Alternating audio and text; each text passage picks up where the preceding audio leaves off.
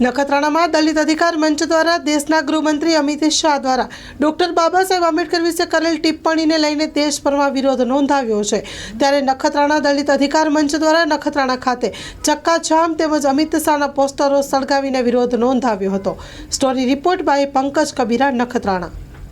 રોજ નખત્રાણા શહેર મધ્યે એક કાર્યક્રમ એટલે વિરોધ પ્રદર્શન યોજવામાં આવ્યો, જેમાં થોડા સમય પહેલાં સર્વે આપણે ભારતવાસીઓ જાણીએ છીએ કે સંસદમાં પાર્લામેન્ટમાં એક પદાધિકારી ગૃહમંત્રી અમિત શાહ દ્વારા ભારતના બંધારણના ઘડવૈયા અને ભારત રત્ન એવા બાબા સાહેબ આંબેડકર માટે અછાજતું વાણીવિલાસ કરવામાં આવ્યું, અશોભનીય વાણીવિલાસ કરી અને જે બફાટ કરવામાં આવ્યો હતો એ ખૂબ જ નિંદનીય હતું। અને એનાથી સમગ્ર ભારત દેશના અનુસૂચિત જાતિ, જનજાતિ હોય કે વંચિતો, પીડિતો હોય, દરેકની લાગણી દુભાણી છે।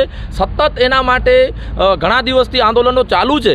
અમારી એક જ માંગ છે કે એ જ્યારે પાર્લામેન્ટમાં બેઠા હોય, એક એવા ઊંચા હોદ્દા ઉપર ગૃહમંત્રી તરીકે બિરાજમાન હોય અને જો તેઓને બોલવાની પણ ભાન ન પડતી હોય તો એ ખૂબ જ અત્યંત ગંભીર કહેવાય। તેઓ બાબા સાહેબ આંબેડકરનું વખતે અપમાન કરે અને એમના માટે એવું અછાજતું વર્તન કરે। સાથે સાથે આપણે જોઈએ તો એ ભગવાનની જે સરખામણીની વાત કરે છે તો બાબા સાહેબનું પણ અપમાન થયું, એ સાથે ભગવાનનું પણ એમણે અપમાન જ કર્યું ગણી શકાય છે। એટલે આવું વર્તન આ પ્રથમ વખત ભારત દેશની સંસદમાં થતું હોય તો એ ક્યારેય પણ ચલાવી લેવામાં આવે નહીં। એટલા માટે આજે અમે અનુસૂચિત જાતિ અને સમગ્ર આગેવાનો સાથે મળી અને બહોળી સંખ્યામાં એક વિરોધ પ્રદર્શન કરવામાં આવ્યો હતો, જેમાં નખત્રાણા શહેર મધ્યે અમે ચોક્કસપણે વિરોધ કરી અને વિરોધ નોંધાવ્યો છે।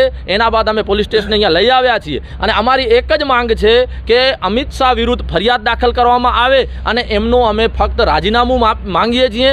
ભારતીય જનતા પાર્ટીની સરકાર જો આવડી મોટી વાતો કરતી હોય અને બાબા સાહેબની જ્યારે અપમાન થતું હોય તો જે અનામતે ચૂંટેલા પ્રતિનિધિઓ છે એમને પણ ચોક્કસપણે ડૂબી મરવું જોઈએ, કારણ કે આજે તમે અનામતથી બાબા સાહેબના કારણે ચૂંટાઈને એ સ્થળ ઉપર બેઠા હો અને તમને જો 1% શરમ ના થતી હોય તો એ અયોગ્ય છે। માટે આજરોજ અમે નખત્રાણા મધ્યે બાબા સાહેબના અપમાનના વિરોધમાં